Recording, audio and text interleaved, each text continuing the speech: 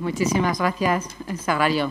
Agradezco la invitación a la Diputación de Málaga, a Paloma, al presidente de la Diputación y, obviamente, a todos los presentes por su asistencia. Hace 2 meses en Madrid, el director de prospectiva de OVE Arup es una de las grandes firmas de ingeniería del mundo, nos recordaba que en el mundo, parece, según algunas estimaciones, solo queda 1 milla cúbica de petróleo. Y esta es una cita que les quería mencionar para empezar. Y otra segunda cita, que es, en este caso, de Manuel Castells, catedrático de Sociología Urbana de la Universidad de Berkeley y de la Universidad de Barcelona, uno de los grandes sociólogos urbanos de la segunda mitad del siglo XX, que es español. Y Manuel Castells escribió ya en el año 78, en un libro que se llama City, Class and Power, escribió las siguientes palabras. Si el sistema aún funciona es porque las mujeres garantizan un transporte no remunerado, porque mantienen sus casas, porque hacen comidas cuando no hay comedores, porque emplean más tiempo haciendo la compra, porque cuidan niños ajenos cuando no hay guarderías y porque ofrecen un entretenimiento gratuito a los productores cuando hay un vacío social y una falta de creatividad cultural. Si estas mujeres que no hacen nada, entre comillas, dejaran alguna vez de hacer solo esto, la totalidad de la estructura urbana que hoy conocemos sería absolutamente incapaz de mantener sus funciones. Estas palabras de Manuel Castells creo que ilustran muy bien uno de los grandes retos a los que se enfrentan las ciudades en el siglo XXI, de la misma manera que las palabras de Chris Lubekan, director del Departamento de Prospectiva de OVE Arup, ilustraban un segundo reto. 2 retos, el medioambiental y el social, que tiene que ver con la dimensión de género. Cuestiones que son 2 retos claves de la sostenibilidad y, en particular, de la sostenibilidad urbana en el siglo XXI. Primer tema que voy a mencionar muy brevemente, pero sí quiero mencionarlo porque uno de los argumentos que les voy a hacer hoy aquí es que existe una sinergia entre el modelo urbano que mejor responde a las necesidades de la sostenibilidad ambiental y el modelo urbano que mejor responde a las necesidades diferenciales de género. Por eso, esta breve mención inicial a las cuestiones medioambientales y a sus impactos, a los impactos que tiene sobre el medio ambiente la dispersión urbana que estamos presenciando. Los retos del cambio climático, de la escasez energética, escasez de agua, que se vive en muchas regiones del mundo, y todos los demás impactos medioambientales de la dispersión urbana. Y el segundo gran reto, que es el que nos ocupa hoy, las cuestiones que tienen que ver con las implicaciones urbanas y arquitectónicas de los cambios estructurales en las sociedades europeas y en la sociedad española. Cambios que algunos han llamado segunda transición demográfica, una segunda transición demográfica que se ha denominado así, algunos expertos lo han llamado así, por paralelismo con la que se produce en Europa con la revolución industrial en los siglos XVIII y XIX. Saben ustedes que en ese momento de la revolución industrial es cuando se produce la gran urbanización en Europa, es cuando se produce el gran crecimiento demográfico de las sociedades europeas, con el proceso paralelo de urbanización, de migración del campo a la ciudad, atraída por la industrialización que se produce en los centros urbanos, que en el siglo XVIII-XIX, según los países, produce el gran cambio social en las sociedades europeas. Bueno, pues lo que nos están diciendo ahora los expertos, y es un asunto que preocupa mucho en las instituciones europeas, es que estamos en un momento de cambio social del mismo calado, de la misma dimensión. Un cambio social que tiene que ver con el envejecimiento de la población, con muy bajas tasas de fertilidad en muchos países, con cambios en los ciclos vitales de las personas, ya el empleo de toda la vida típico del Fordismo, de la época de la industrialización, ya no existe tampoco para los hombres. En cualquier ciclo vital uno puede esperar trabajar unos años, otros años, puede haber unos tiempos de desempleo o de trabajo a tiempo parcial, tiempos cuidando de otras personas. Y, evidentemente, un largo periodo de tiempo sin trabajo remunerado, sin empleo remunerado después de la jubilación, para la mayor parte, para un porcentaje cada vez mayor y durante más tiempo de la población. Nuevos cambios en los estilos de vida, cambios en las estructuras familiares. La familia tradicional de pareja con hijos ya no es la mayoría de las familias, ya no es el modelo hegemónico y es muy normal, cada vez son más numerosos los hogares unipersonales, las parejas recompuestas con hijos de otros matrimonios anteriores, las personas que viven solas, las familias monomarentales. Digo monomarentales porque casi siempre son monomarentales, no monoparentales, etc. Y, obviamente, el gran cambio que se ha ido gestando a lo largo de todo el siglo XX y que gran parte es lo que está detrás de todos estos cambios, que es el cambio en los roles de género, vinculado a la emancipación de las mujeres que se inicia a finales del siglo XIX con los movimientos sufragistas. Con esta afirmación de los derechos de las mujeres que constituyen hoy la parte más educada de la fuerza laboral. Perdona, es que no... Voy a pasar rápidamente lo que no hemos podido ver.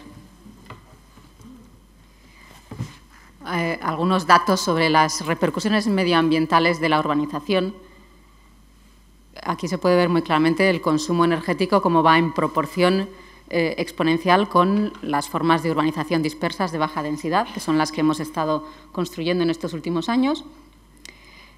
Los temas ya que tienen que ver con la segunda transición demográfica, con los cambios en los roles de género, etcétera. El trabajo productivo remunerado, trabajo reproductivo, nuevas estructuras familiares. Esta situación que nos lleva a hablar del tema del género. El tema del género que quizás requiera una breve explicación, aunque seguro que todos ustedes saben lo que es el género, pero a mí me gusta siempre explicitarlo porque siempre hay algunas dudas y algunas confusiones.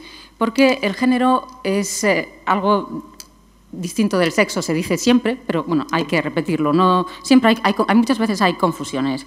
El género es un concepto, una categoría sociológica que lo que hace es referirse a un conjunto de atributos que son socioculturales, no son biológicos ni son naturales, que se construyen históricamente y geográficamente y que se asignan a las personas a partir de su sexo.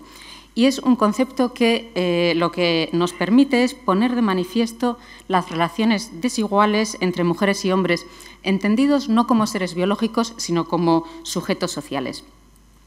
El género, como saben, se ha convertido en una categoría analítica muy importante desde los años 70 y ahora es ya, en el caso español, además es el concepto que está recogido en la legislación desde la Ley de Violencia de Género, es un concepto que informa lo que son las políticas de igualdad entre hombres y mujeres. Estas políticas de igualdad que en su última generación, y es de lo que vamos a hablar hoy, hablamos de políticas de mainstreaming o de transversalidad de género. Quiere decir que las políticas se tienen que llevar a cabo allí donde se toman las decisiones en todos los ámbitos de la acción política, en todos los ámbitos sectoriales de la acción política y en todos los estadios de su desarrollo. Eso es lo que estamos haciendo ahora aquí. Estamos haciendo mainstreaming o transversalidad de género en materia de urbanismo. Esto hicimos en el Ministerio de Vivienda en la legislatura anterior, hicimos un gran esfuerzo de transversalidad de género en las políticas del Ministerio de Vivienda, incluso antes de que la Ley de Igualdad transfiriera al derecho español el concepto de transversalidad de género que deriva de la legislación europea, que a su vez viene de la Conferencia de Beijing, que nos acaba de recordar la Secretaría General del año 95. Políticas de transversalidad de género. Eso es lo que estamos haciendo en el campo del urbanismo. ¿Y cómo se traduce esta idea del género y de la transversalidad al campo del urbanismo? Primero, una breve mención a qué es el urbanismo o qué clase de ciudades son las que estamos construyendo. Porque estamos construyendo o hemos construido en estos últimos 15, 20 años en España unas ciudades que se extienden en el territorio cada vez más, que se apoyan en infraestructuras de transporte rodado,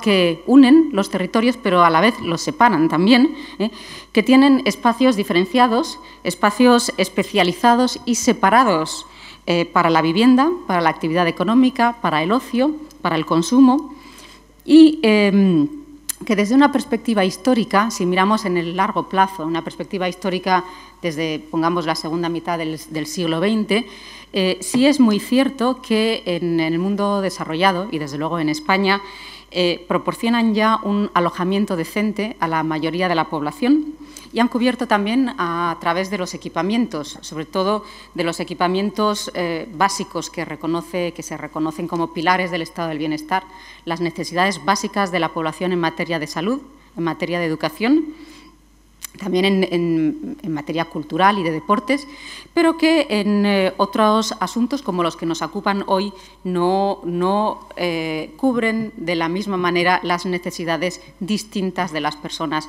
según el género. Estos territorios los hemos construido a través, esta forma de construir los territorios, hemos llegado aquí a esta forma de construir los territorios a través de procesos complejos en los que inciden un buen número de factores, de procesos, de causas, y entre ellos a mí me gustaría señalar algunos. Para los profesionales del urbanismo, de la arquitectura que haya en la sala, seguro que ustedes conocen las ideas, las doctrinas urbanísticas, arquitectónicas que han imbuido la profesión desde principios del siglo XX, sobre todo desde la década de 1920.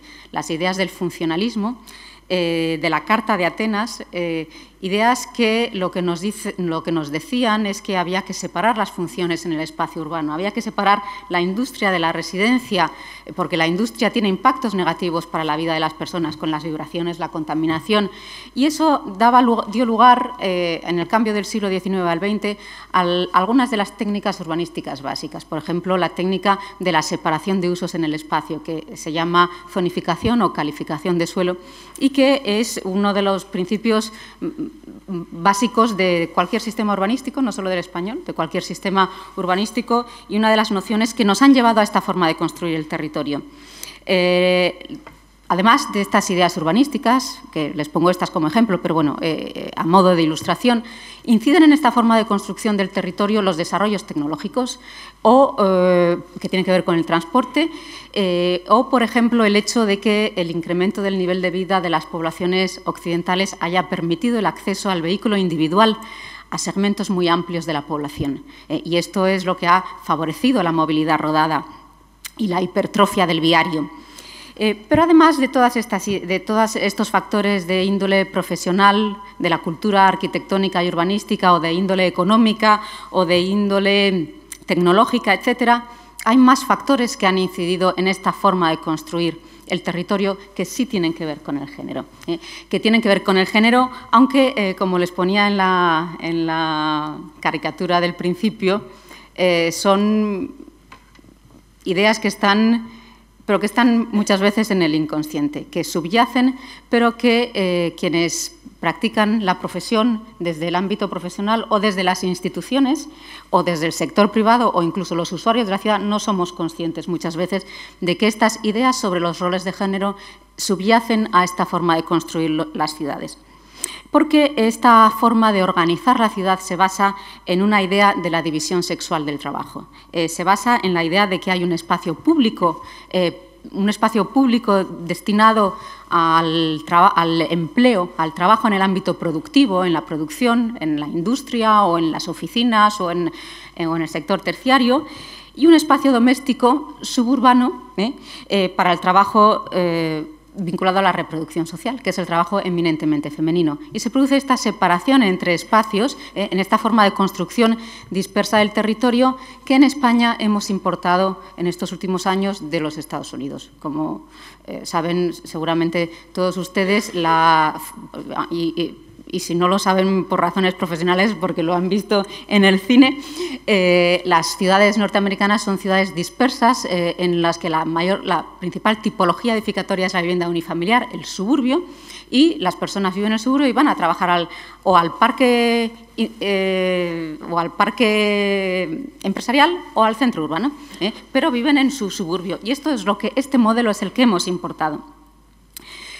Un modelo de construcción de la ciudad dispersa, de la suburbanización, que ha sido estudiado históricamente en su formación. los historiadores, en el caso norteamericano, que es el que está mejor estudiado, aunque ya también la suburbanización en Europa y en España ya empieza a ser bien conocido cómo son los procesos que están dando lugar a esta forma de construir el territorio. Pero es interesante conocer lo que ha subyacido al modelo norteamericano, porque es lo que hemos copiado y se notan de manera más clara las cosas que están pasando por debajo. Los estudios que nos muestran, estudios históricos hechos por historiadores, que nos ilustran, nos explican cómo ha sido esa formación del suburbio, de la ciudad contemporánea en Estados Unidos, nos han mostrado la gran coalición de intereses que se forja en torno a los años 50, después de la Segunda Guerra Mundial, para construir, para hacer posible la suburbanización, la enorme movilización de recursos económicos y de gestión que supone esa construcción del suburbio y que une a los intereses de la industria petrolífera, las industrias automovilísticas, que en ese momento empiezan su auge, las industrias fabricantes de la goma para las ruedas de los vehículos y que, por ejemplo, entre otras cosas, compran los sistemas de transporte público de más de 40 ciudades en Estados Unidos y los desmantelan para que la gente no se pueda mover en transporte público y tenga que usar el coche. O de las cajas de ahorro, los savings and loans, que se llaman allí, que es el equivalente de nuestras cajas de ahorro, son las instituciones financieras encargadas de financiar al sector inmobiliario, que financian la construcción, dan préstamos para construir viviendas unifamiliares, pero no para construir viviendas multifamiliares en los centros urbanos. De las políticas del Gobierno federal de Estados Unidos que respaldan los créditos de las instituciones financieras privadas y solo respaldan los créditos a la vivienda unifamiliar, pero no a la multifamiliar, etcétera, etcétera, etcétera. Más los intereses de constructoras, de promotoras, de los sindicatos, que negocian un salario familiar para el hombre que vuelve de la guerra a cambio de la retirada de las mujeres de los puestos en la industria que habían ocupado durante el conflicto. De las industrias manufactureras que necesitan viviendas para llenar con sus productos y una persona, Mrs. Consumer, la señora consumidora, el ama de casa, la imagen del ama de casa de los años 50 que dedique su tiempo a comprarlos y a usarlos. Y en todo esto la publicidad y la propaganda juegan un papel muy importante. La creación de la imagen del ama de casa de la norteamericana de la década de 1950 va unida a la construcción del suburbio unifamiliar. Esa imagen que aparece en todas las películas de la época, películas que están sujetas a la censura, por cierto. El Código Hays, que estuvo vigente hasta el año 68. Y todo esto aparece además también de manera bastante explícita o hasta cierto punto explícito en discursos de los políticos de la época. Y políticos además de todo signo, porque un político como Beveridge encontramos manifestaciones en esta dirección, ¿no? Bueno, pues esto es lo que hemos importado en España en estos últimos años y en otras partes del mundo, y lo hemos importado en un momento en que la división sexual del trabajo que subyacía a esa forma de organizar la ciudad ya no existe o ya no es la norma, ya no es el patrón y cada vez lo es menos.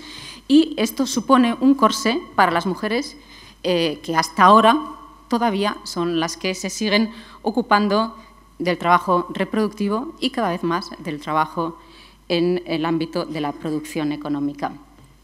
Y precisamente, como todo lleva en sí el germen de su fin, precisamente es el alto coste de vivir en el suburbio lo que ya desde muy pronto, desde los mismos años 50, 60, empieza a obligar a las mujeres norteamericanas a incorporarse al trabajo.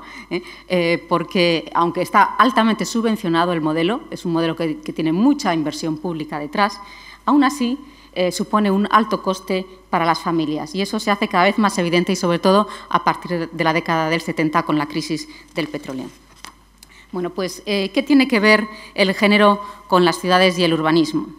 Si pensamos que una de las actividades fundamentales del urbanismo consiste en asignar usos al suelo, en distribuir las actividades humanas en el espacio urbano, cuando consideramos las implicaciones de género, esto nos hace replantearnos algunos conceptos, porque ¿A qué actividades debemos llamar trabajo? El urbanismo convencional, que está pensado desde el punto de vista masculino, desde el punto de vista que considera como norma lo que es la experiencia vital masculina, piensa que el empleo es lo que es trabajo, pero es que ocuparse de la familia también es trabajo.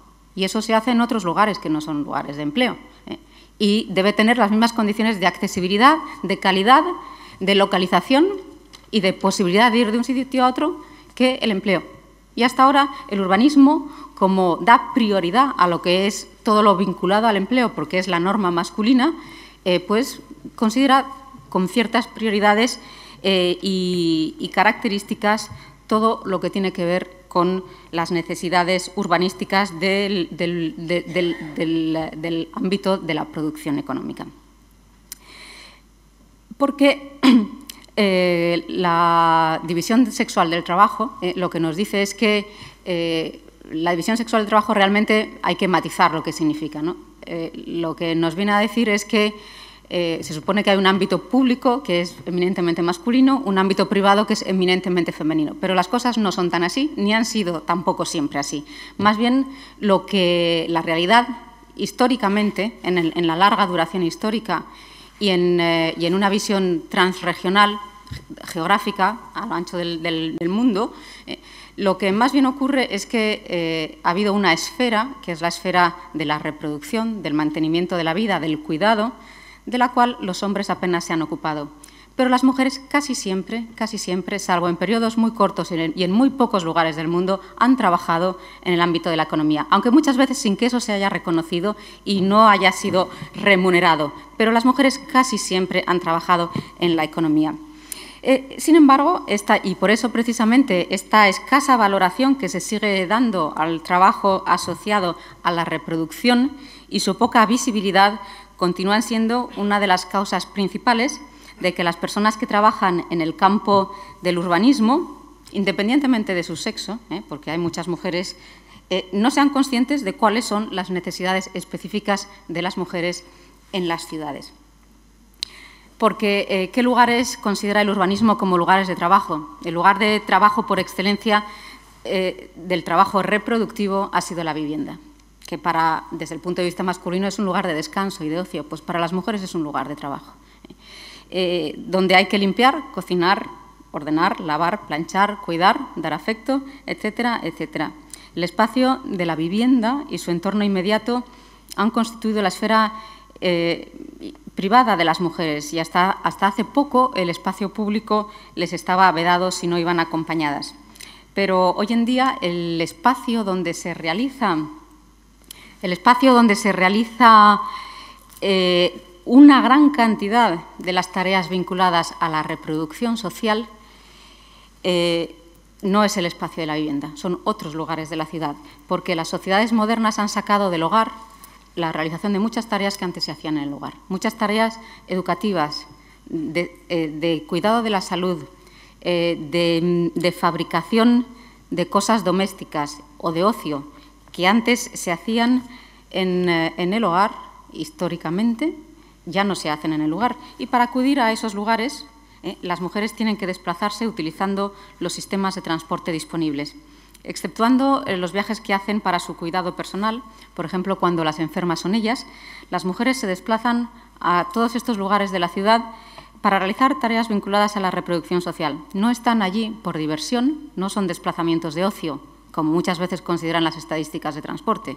Son desplazamientos de otra naturaleza, que tienen que ver con el trabajo vinculado a la reproducción social. Yo, en un trabajo que he hecho hace poco para el Ministerio de Fomento, que está recogido en la documentación que está en el pendrive, he llamado a esta movilidad la movilidad del cuidado.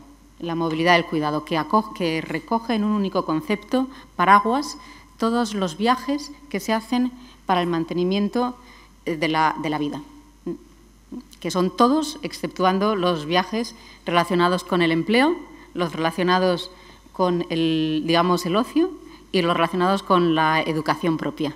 Cuando uno va a la universidad para estudiar, no cuando vas acompañando a un niño al colegio, eso es un viaje de cuidado. Movilidad del cuidado. Entonces, y muchas veces en las encuestas de transporte, cuando se pregunta a las mujeres, y sobre todo a las mujeres mayores, por los motivos de su viaje, dicen, este motivo es un viaje de ocio, porque lo hago, pues no es trabajo, ¿qué es? Pues era ocio, ¿no? Porque si no aparece otra cosa entre las preguntas, bueno, entonces ahí hay que hacer un esfuerzo importante por redefinir el cómo se recogen las estadísticas del transporte. De esto hablaré dentro de un rato. Entonces, cuando esta distinción convencional que hace el urbanismo entre lugares de residencia, de trabajo, de ocio, de educación, de salud o de comercio, se ve de otra manera cuando miramos desde la perspectiva de género. Porque para las personas que tienen responsabilidades de cuidado, responsabilidades domésticas o familiares o vinculadas a la reproducción social, como lo queramos llamar, además de ser lugares de equipamiento o comercios o viviendas, son lugares de trabajo. No remunerado cuando son usuarias o remunerado cuando son empleadas, porque casualmente todos estos empleos de servicios, que muchos de ellos son empleos que, como digo, se han sacado del hogar, que tradicionalmente se hacían en el hogar, son mujeres las que trabajan en estos sectores. Y además, en el mundo desarrollado son los sectores que más crecen y los que más crean empleo, y es una de las fuentes de feminización del empleo. Y bueno, pues esto lo podemos ilustrar de manera más clara con esta idea y este esquema, esta idea de la cadena de tareas, lo que nos permite es ilustrar estas relaciones espaciotemporales en la ciudad, que permite vincular el tiempo con el espacio de la vida cotidiana. Porque las tareas que realiza una persona, pongamos una madre, que es lo que suele ser estadísticamente, aunque esperemos que cada vez se pueda decir menos así, que trabaja a lo largo de un día, podría ser las siguientes: llevar a los menores al colegio, acudir al trabajo, aprovechar la hora de la comida para hacer algo de compra o algún recado administrativo del hogar, recoger a los niños o niñas del colegio, llevarlos a algún tipo de actividad extraescolar o deportiva, esto a lo mejor no con periodicidad diaria, pero sí 2 o 3 días a la semana. Si no hizo alguna compra que no pudo hacer, a lo mejor hacerla al volver o hacerla durante el fin de semana, y otras tareas que tienen otra periodicidad semanal o quincenal o mensual, y muchas tareas son aleatorias, no se sabe cuándo van a ocurrir, pero ocurren. Y las tareas que no se ha podido hacer durante el fin de semana, por ejemplo, como la colada o la compra o la limpieza, se hacen el fin de semana. Cada una de estas tareas tiene lugar en un lugar distinto de la ciudad, que sería un eslabón en la cadena. Los lugares de residencia, los centros educativos, los centros sanitarios, los lugares de trabajo, los centros deportivos, los parques, las dependencias administrativas, los espacios comerciales. Y a cada uno de estos lugares tendrá que desplazarse con el menor coste, la mayor comodidad posible, el menor tiempo posible y a las horas en que deban realizarse las tareas, las propias como el trabajo o las ajenas como la educación o el cuidado, o en que los servicios estén abiertos. Estas cadenas de tareas, como si ustedes piensan en su propia experiencia vital, que me parece que hay varias personas que están pensándolo cuando lo estoy diciendo, son cadenas que varían a lo largo de la vida, de un día para otro y también para las personas. Para una misma persona, además porque los ciclos vitales, como les decía al principio, son cada vez más cambiantes, y la cadena será más complicada para las mujeres que trabajan y tienen hijos menores a cargo, que para quienes no los tienen ya o que ya tienen hijos mayores, pero en cualquier caso son diferentes y tienen más eslabones que las realizadas por los hombres, que estadísticamente hasta ahora no compaginan la vida laboral con la vida familiar. Esto da lugar a que se produzcan diferencias en el uso de la ciudad en cualquier tema o campo que miremos en el urbanismo. Miremos a donde miremos, vamos a encontrar diferencias en el uso de la ciudad, porque la vida de los hombres y de las mujeres es distinta, y también porque los cuerpos, lo que es biológico, también es distinto. El tamaño y la fuerza es diferente, y yo aquí hoy la mesa no me llega por aquí, pero normalmente me llega por aquí. Y las mesas están pensadas, igual que los escalones de los autobuses o las barras de agarrarse, etcétera, etcétera, para cuerpos que no tienen las dimensiones propias de las mujeres. Y en las ciudades extensas contemporáneas, en esta forma de urbanización que estamos teniendo, que les decía al principio, donde las ciudades están separadas en el espacio como consecuencia de la práctica zonificadora que segrega los usos y que están segmentadas en el tiempo por los horarios comerciales y de atención al público, realizar todas estas tareas en un solo día puede convertirse en una carrera contrarreloj o directamente ser imposible. Por eso hay tantas mujeres que trabajan a tiempo parcial, porque no se puede trabajar a tiempo completo, o que directamente no pueden trabajar, o que pierden oportunidades de promoción profesional, porque es imposible en la estructura urbana acceder a un empleo en ciertas localizaciones y al mismo tiempo seguir ocupándose del mantenimiento de la vida en la familia. Estas restricciones que impone la estructura espaciotemporal de las ciudades a la vida cotidiana puede llegar a limitar muy seriamente las opciones vitales de las mujeres, porque si no existen los equipamientos necesarios para el cuidado de las personas dependientes o si no existe un transporte público eficaz, las mujeres tendrán limitadas sus posibilidades de empleo remunerado, especialmente aquellas con poca capacidad económica y bajo nivel educativo. Si el espacio público que separa la vivienda de la estación de transporte es inseguro, las mujeres, sobre todo las de más edad, verán seriamente restringida su libertad de movimientos, especialmente al anochecer, y, por tanto, sus posibilidades de acceso al empleo y al ocio. Y los problemas derivan generalmente de que las distancias entre los lugares, de la inadecuación de la oferta residencial, de la insuficiencia del transporte público y de la escasez de equipamientos en localización, accesibilidad y asequibilidad adecuados, de la baja calidad del espacio público, de la ausencia de medidas de participación ciudadana o de prioridades de gasto público que privilegian las inversiones en carreteras sobre las inversiones en equipamientos y en transporte público, y muchas veces también de la ausencia de una visión de ciudad, de modelo de ciudad a largo plazo que considere estas necesidades diferenciales. Les voy a poner algunos ejemplos de estas diferencias y después les voy a poner algunos ejemplos de lo que se puede hacer. Un primer ejemplo es unos análisis, una manera de mapificar, de representar en mapa a través de lo que es un análisis espaciotemporal o cronotópico que nos permiten interpretar y comparar los territorios dispersos con los territorios dispersos con usos separados y vinculados al transporte rodado, con territorios más densos, de usos más mixtos, con mejor vinculación con el transporte. Y estos mapas lo que nos permiten es interpretar el territorio físico y social, y que son especialmente significativos porque nos permiten representar estos tejidos entrelazados de espacio, ritmos y horarios en los que se desenvuelve la complejidad de la vida cotidiana. Estos son unos mapas de día y de noche, de ciudad compacta y ciudad dispersa, donde se ve qué lugares están abiertos, con qué distancias y de tal manera que esto pone en relación las disposiciones físicas de los lugares con los ritmos y las modalidades de vida de los habitantes, residentes y temporales. Y muestran, por ejemplo, en estos mapas on-off, qué partes de la ciudad en algunos momentos son frecuentadas y activas, y que en otros momentos se vuelven inaccesibles y desiertas por detenerse algunas actividades o funciones. Y también aparece el modo de utilización de los lugares por parte de distintos tipos de población.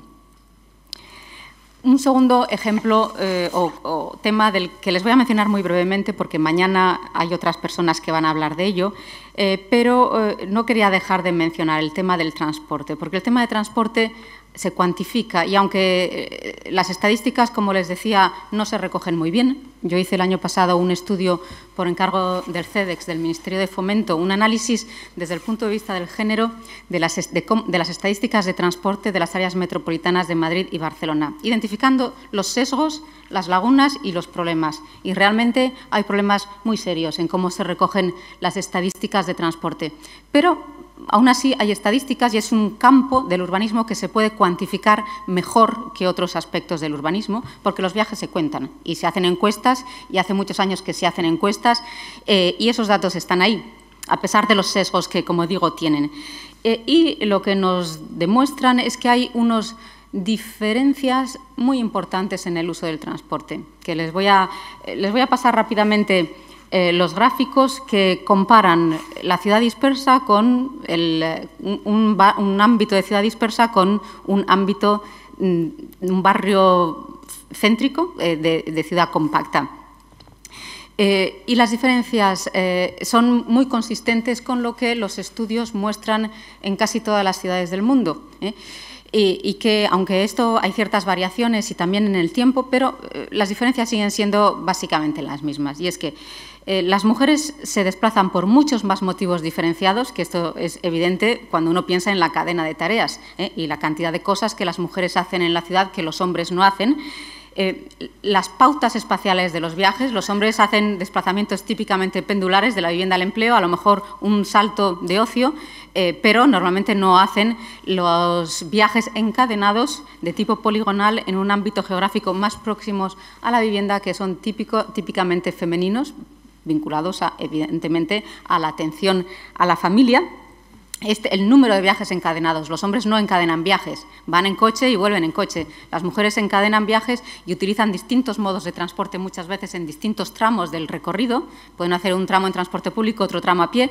A lo mejor por necesidad, si cargan con bultos, se ven obligadas a hacer un tramo en taxi o a que alguien les lleve, etcétera. La distancia recorrida, los hombres se mueven a mayor distancia, tienen más movilidad o usan mucho más el vehículo privado. Son menos dependientes de las restricciones temporales y horarias de servicios públicos y privados. La seguridad. Las mujeres se autolimitan en sus desplazamientos por sensación de inseguridad. Esto es un tema muy claro. Y la cuestión de la comodidad, la ergonomía y los tamaños y dimensiones que les mencionaba antes. Y, sin embargo, a pesar de esta evidencia de que son las mujeres las principales usuarias de los sistemas de transporte público, los sistemas de transporte público, que son un ámbito profesional y de la política pública muy masculinizado, seguramente uno de los más masculinizados. Cuando uno mira las consejerías de transporte o el Ministerio de Fomento, hay muy pocas mujeres en puestos de responsabilidad. Son ámbitos profesionales controlados por ingenieros de caminos, donde hay pocas mujeres entre el alumnado, pero muchas menos ya que van alcanzando posiciones con capacidad de decisión técnica o política, y tienen un punto de vista muy sesgado, porque las prioridades se siguen definiendo de acuerdo al patrón de movilidad masculino y no son los hombres los usuarios principales de los sistemas. Y los patrones son muy diferentes. La movilidad es muy distinta entre hombres y mujeres. Y después está todo el tema de las estadísticas, que en el artículo que está en el PEN lo pueden mirar ustedes. Les voy a mencionar muy rápido 3 sesgos principales que tienen las estadísticas. Primero, un tema conceptual que parece muy tonto, pero tiene implicaciones muy importantes. Para definir si una persona es varón o mujer, lo que hay que rellenar es cabeza de familia o ama de casa. Esto es lo que es el concepto que manejan las estadísticas, lo cual quiere decir que cuando quien gana más es una mujer, ¿dónde se pone? Cuando el hombre no trabaja, ¿dónde se pone? O cuando los dos trabajan, ¿dónde se pone? El trabajo a tiempo parcial no se recoge. Tema conceptual importante, con implicaciones sustantivas, no ya simplemente de que un hombre no pueda ser un amo de casa, que puede ser perfectamente. Segunda cuestión, los viajes poligonales y los viajes encadenados no existen como tal concepto, no existen, no se cuentan, y una gran cantidad de viajes que hacen las mujeres son viajes encadenados. El cajón desastre otros, que es muy grande, y esos otros recogen muchos viajes de cuidado que no se identifican, más todos los viajes de cuidado que están escondidos en ocio, más todos los viajes de cuidado que están escondidos en asuntos personales, etcétera, etcétera, ¿no? Y un tema muy claro, y es que hay el principal grupo de viajes, el más importante, y por eso las políticas de transporte se hacen para la movilidad del empleo. ¿Es el empleo? Claro, pero es porque el empleo es empleo. Pero el cuidado está dividido en viajes de acompañamiento, viajes de compras, asuntos personales, ocio. Y cuando uno suma todos esos 5% o 7% o 12% que constituyen lo que yo he llamado la movilidad del cuidado, pues resulta que el número de viajes de cuidado es más que el número de viajes vinculados al empleo. Con lo cual, eso cambiaría simplemente el poner nombre a las cosas. poner nombre a las cosas y crear conceptos que reflejen la realidad desde un punto de vista más realista, más que refleje mejor las realidades diferenciales de la vida de las personas, nos permite hacer una mejor política pública. Primero, hacer mejor ciencia, mejor práctica profesional, mejor práctica profesional de los ingenieros, pero después hacer una política pública más igualitaria. Seguridad, lo he mencionado muy brevemente, pero quería hacer un comentario. El tema de la seguridad, lo importante es la percepción de inseguridad, no es el número de crímenes cometidos. La violencia de género, todos sabemos que se produce en la vivienda, no en la calle. Pero el riesgo del ataque físico y sexual en la calle es lo que hace que las mujeres dejen de usar y de ir a los sitios, dejen de usar el espacio urbano, limitando sus oportunidades vitales. Por eso lo importante no son las estadísticas de comisión de crímenes, porque efectivamente hay más víctimas de crímenes varones que mujeres. Lo importante es la percepción de inseguridad. Y esto es lo que debe considerarse a la hora de lo que se llama, se ha denominado así, prevención situacional del crimen, que es diseñar los espacios públicos desde el punto de vista de cómo se consideran las cuestiones de seguridad y de percepción de la seguridad en el espacio. El diseño urbano, digamos, seguro. En esto hay unas experiencias internacionales muy interesantes en los ayuntamientos de Toronto y de Montreal. Y este es un análisis que yo hice con unos estudiantes de doctorado de un barrio de Madrid, identificando esos lugares donde hay o puede haber problemas de seguridad que tienen que ver con los criterios, aplicando la metodología que desarrolla el Ayuntamiento de Montreal, con una serie de criterios, criterios que tienen que ver con la posibilidad de ver y ser visto, de oír y ser oído, de poder escaparse y obtener ayuda y de vivir en un entorno limpio y acogedor. Y según esos criterios, pues se identifican dónde hay problemas y cómo se pueden resolver.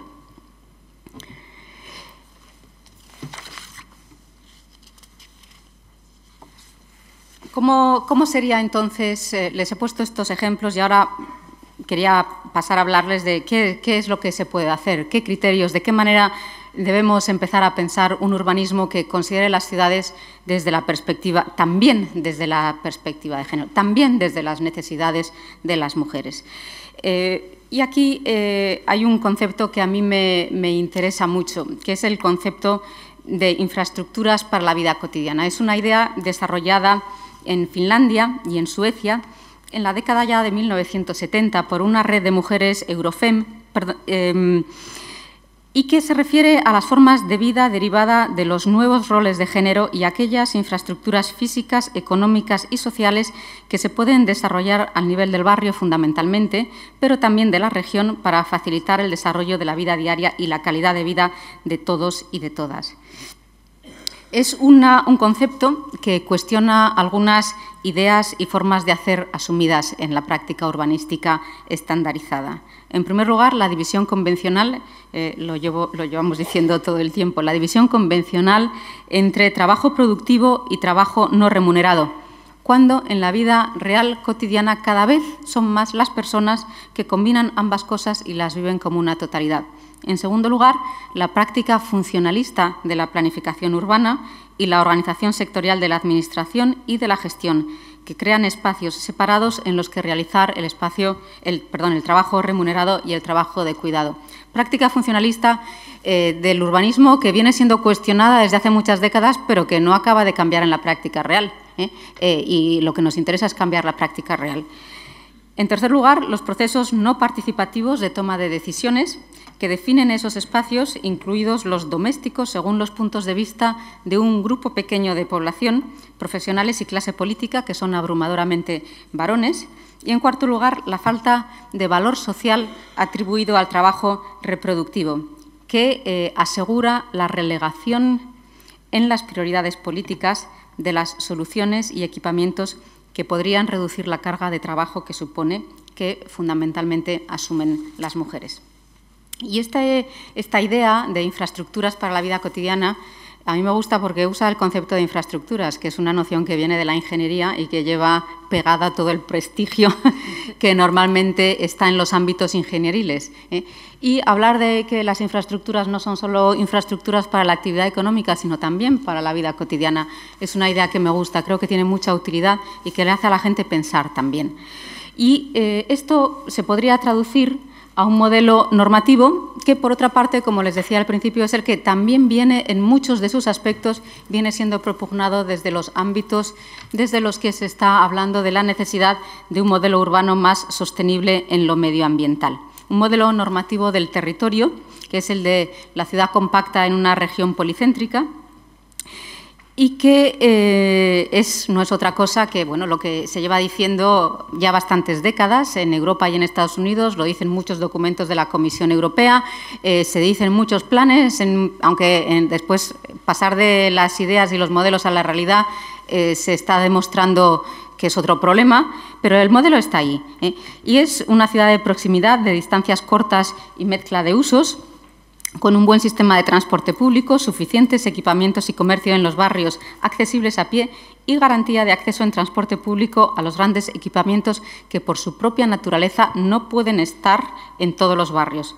Es un territorio que, además de garantizar el acceso a los equipamientos clásicos de educación, salud, sanidad y ocio, dispone de nuevos equipamientos para las nuevas necesidades de atención a las personas dependientes, menores y mayores, y que tiene un transporte y un espacio. Y en esto es en lo que la visión desde el género mejora, en uno de los aspectos en los que amplía y mejora la visión que viene desde el punto de vista medioambiental.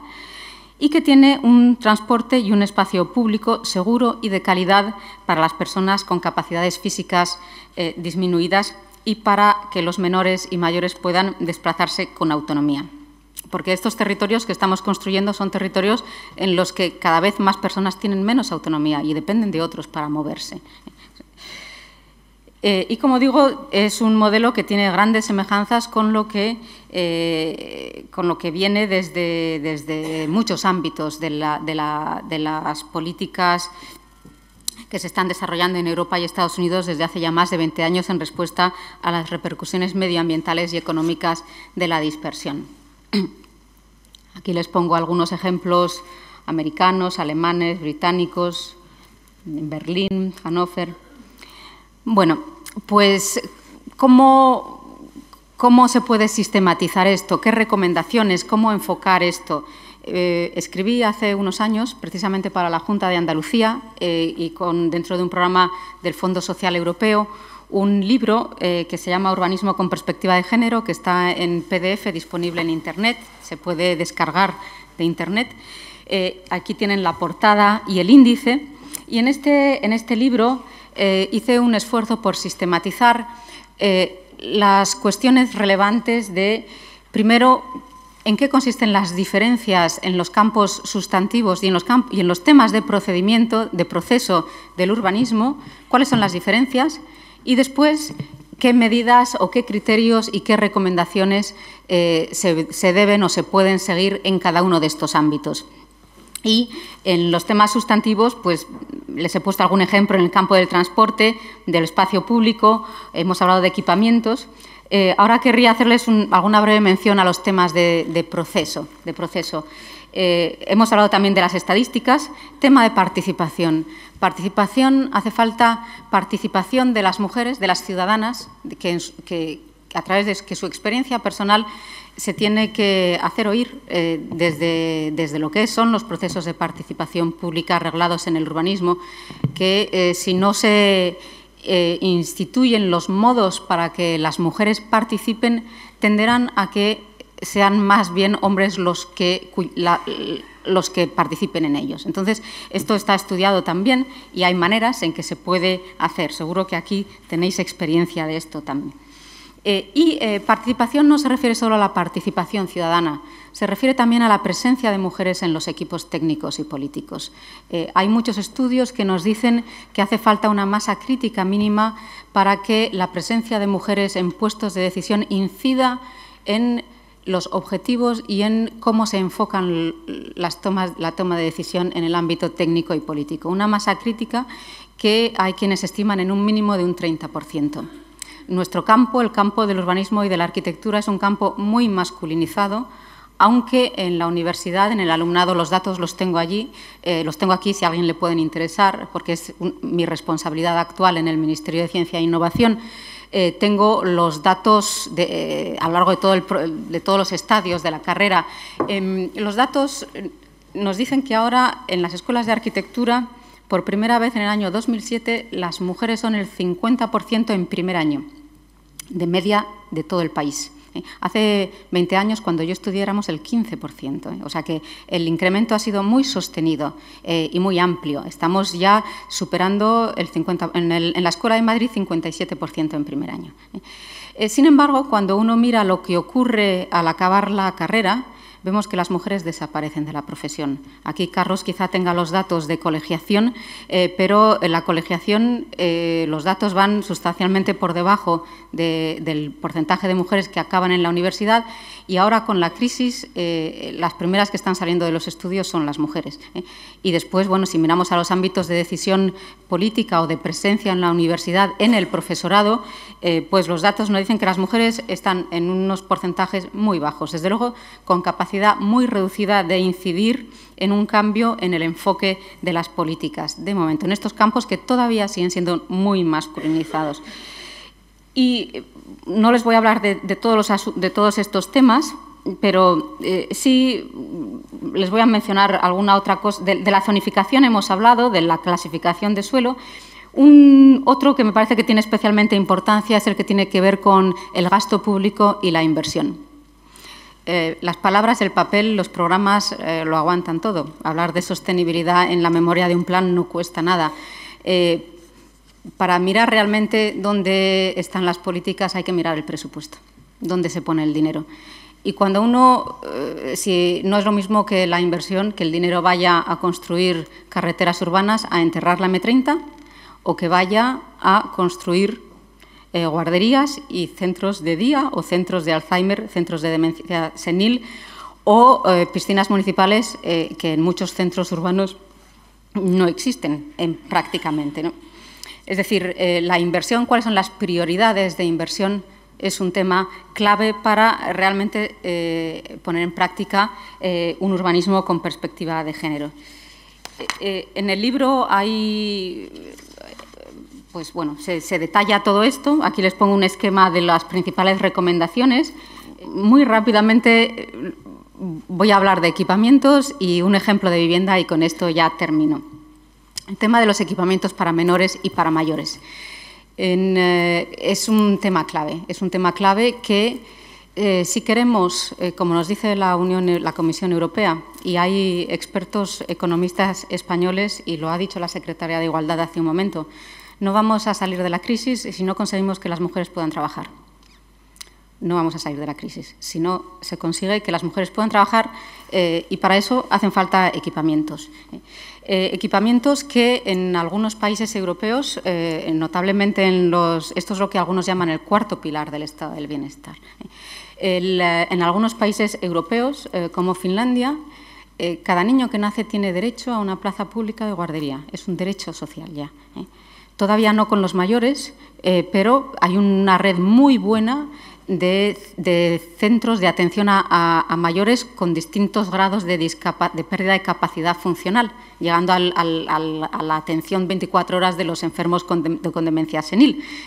Pero el tema de los equipamientos, que por otra parte es un asunto en el que hay una gran tradición histórica, desde el siglo XVIII o XIX, que tiene que ver con la tradición del utopismo reformista, y que en algunos ejemplos de la tradición central del urbanismo, como puede ser la ciudad jardín de Ebenezer Howard de hace 100 años, de la Inglaterra victoriana, hay ejemplos ya de viviendas con servicios centrales para mujeres profesionales. Fíjense ustedes, esto es 1920 o 1909, principios del siglo XX. Hay una gran tradición. Aquí les voy a pasar muy rápidamente una serie de ejemplos que están extraídos de un libro fantástico que yo recomiendo a todo el mundo, los libros de Dolores Hayden. Distintos ejemplos de viviendas, de barrios, de soluciones arquitectónicas y urbanísticas a distintas escalas que abordan estas cuestiones.